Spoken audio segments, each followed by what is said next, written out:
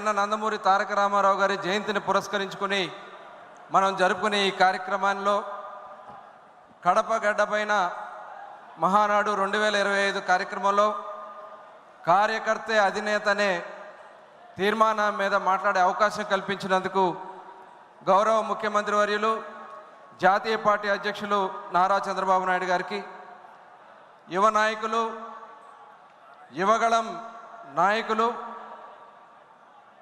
మంత్రివర్యులు నారా లోకేష్ గారికి, అలాగే రాష్ట్ర పార్టీ అధ్యక్షులు పల్లా శ్రీనివాస్ గారికి, వేదికను అలంకరించిన తెలంగాణ ఆంధ్ర రాష్ట్ర నాయకులకి, ఈ కార్యక్రమానికి విచ్చేసిన తెలుగుదేశం పార్టీ కుటుంబ సభ్యులందరికీ కూడా పేరు పేరున హృదయపూర్వక నమస్కారాలు తెలియజేసుకుంటా ఉన్నాను. ఈరోజు ఈ మహానాడుని ఇంత ఆనందంగా అద్భుతంగా మనం చేసుకున్నామంటే 2024 ఎన్నికల్లో మీరు చూపించినటువంటి చొరవ, మీరు చేసినటువంటి త్యాగ ఫలితమే ఈరోజు ఈ మహానాడు మనం ఇంత అద్భుతంగా చేసుకోగలుగుతా ఉన్నాం. తెలుగుదేశం పార్టీకి ఉన్న బలం కార్యకర్తలు, తెలుగుదేశం పార్టీకి తిరుగులేని బలం కార్యకర్తలు.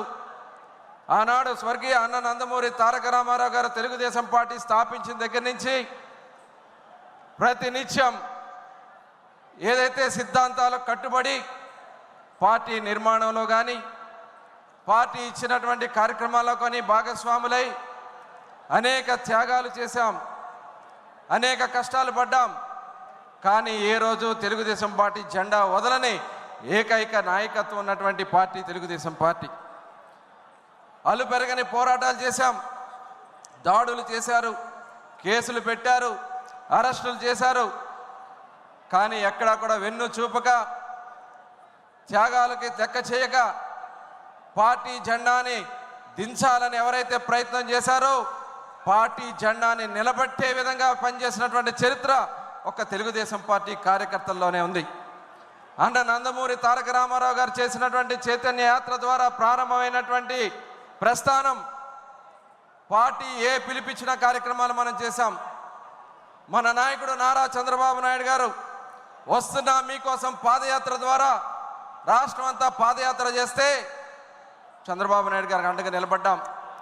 యువ నాయకుడు నారా లోకేష్ గారు పాదయాత్ర చేస్తున్నటువంటి సందర్భంలో యువగళం పాదయాత్రకి అనేక ఇబ్బందులు కలిగించాలని ప్రయత్నం చేసినా, ఆటంకాలు కలిగించాలని ప్రయత్నం చేసినా లెక్క చేయక నిలబడింది తెలుగుదేశం పార్టీ కార్యకర్తలు, నాయకులు. మరి ఆ రోజున ఆయన యాత్రని నిర్వీర్యం చేయాలని చాలా ప్రయత్నాలు చేశారు, కుట్రలు చేశారు.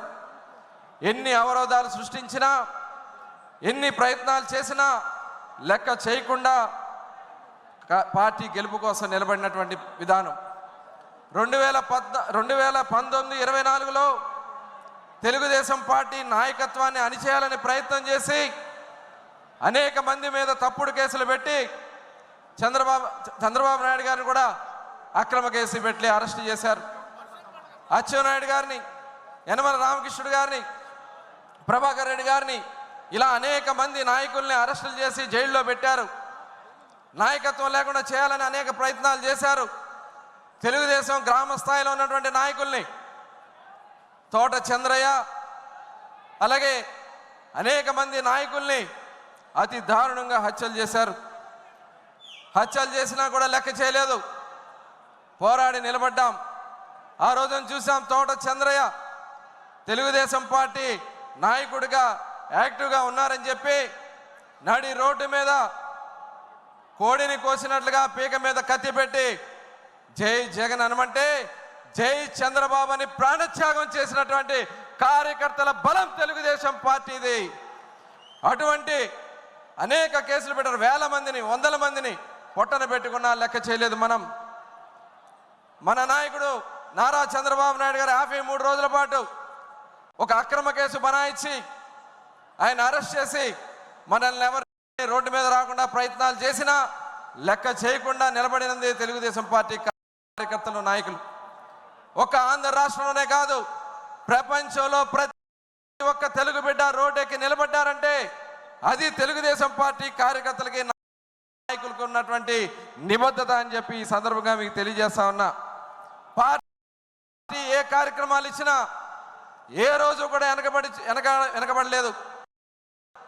ఏ పిలిపించినా ఇంటింటికి తెలుగుదేశం అంటే ప్రతి ఇంటిని మన ప్రతి గడప మిగిలిందంటే రేపు తెలుగుదేశం తీసుకెళ్లాల్సినటువంటి బాధ్యత కార్యకర్తలుగా మనం తీసుకుందాం. మన భవిష్యత్తు, మన కుటుంబాల భవిష్యత్తు మన నాయకుడు తీసుకుంటారని ఈ సందర్భంగా తెలియజేసుకుంటూ మరి కార్యకర్త అధినేతనే